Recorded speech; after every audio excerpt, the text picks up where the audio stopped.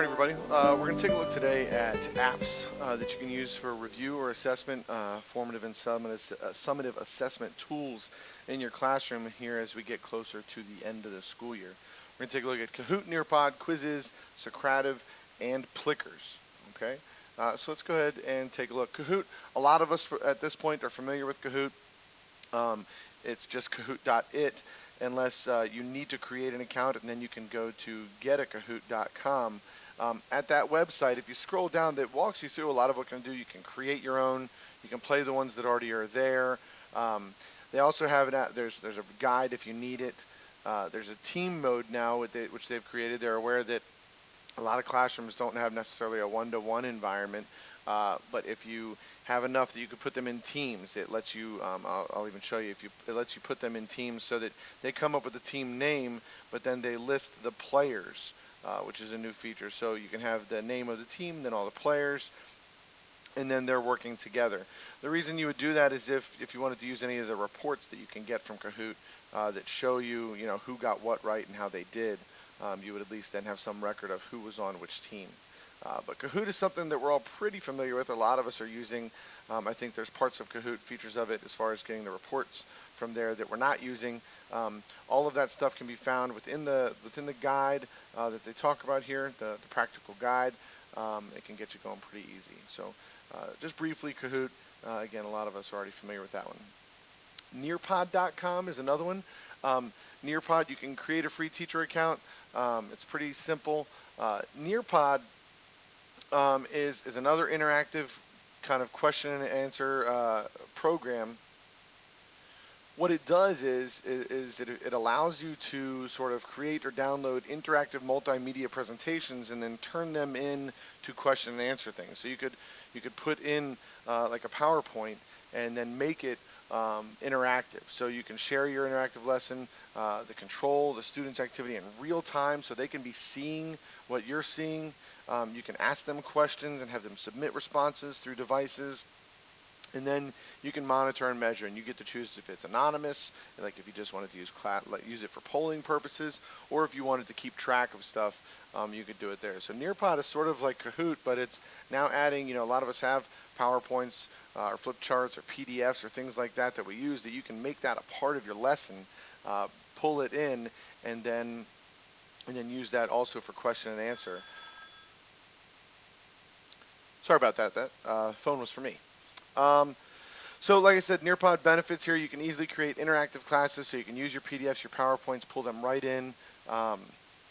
There's all sorts of the ability to analyze, how your students are doing and what they're getting right and what they're getting wrong. So huge benefits here for Nearpod. And like I say, free, sign up, pretty easy. There's all sorts of guides here, self-paced courses to show you if that sounds like it's something that would interest you. But for those of us that have PDFs or PowerPoints that are review-based, you can pull them right in here, and then you're taking your old PDF and making it an interactive sort of assignment that you can do with your classes. Let's take a look at Quizizz.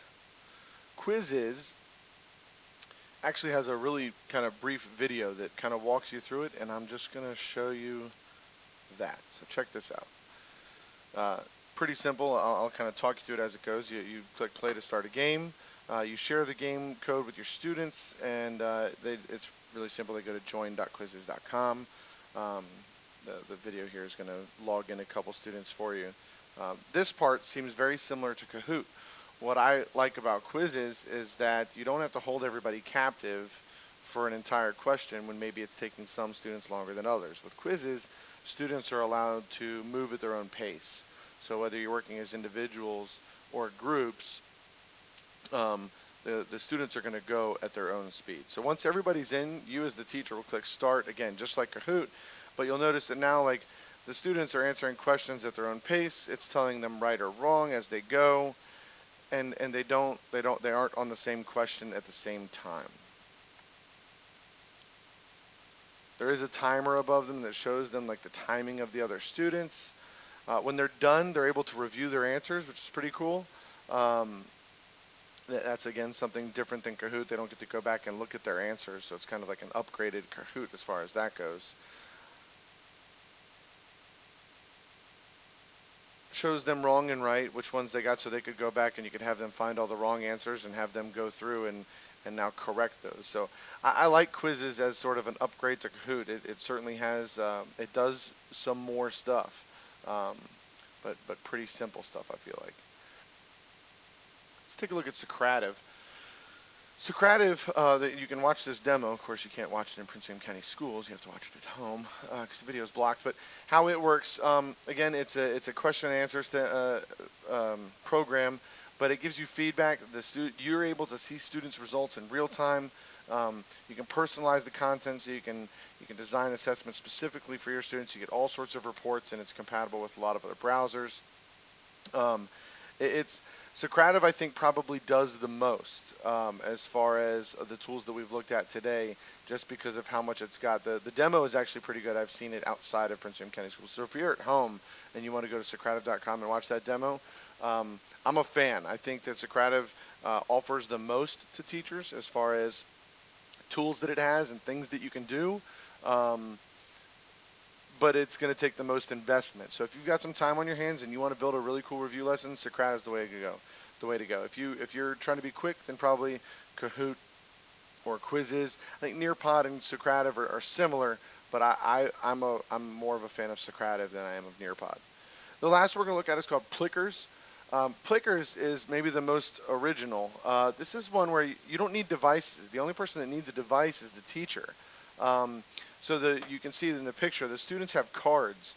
You have to pre-print these cards when you make your lesson, and then you use their app, and it scans the room, and based on the scan of the different graphics, it pulls in their answers. So they have to, you pre-print the cards and everything. It sounds complicated. It's not really. And the nice part about this is uh, the only person in the room that needs a device is you. You don't have to, and I even tell you, you're no waiting for students to log into a computer or even open the right app, and you can have Plickers up on your Promethean board or your smart board or whatever you're presenting on, and they can see right or wrong and what people answered, and this is what you see on yours. You're seeing who's got the right answer and who doesn't. You've assigned them by name. Plickers is creative. Because again, like I said, for all the technology that we have, there are certain areas of some buildings that don't have any service. So this certainly provides you with an ability to use technology in your classroom in a way that's kind of innovative. So those are just a few options you have. Again, I'll send this out and I'll have links to each. And if you have questions about working with any of these programs, creating the accounts or setting up a lesson, all you got to do is let me know. Thanks, guys. Have a good one.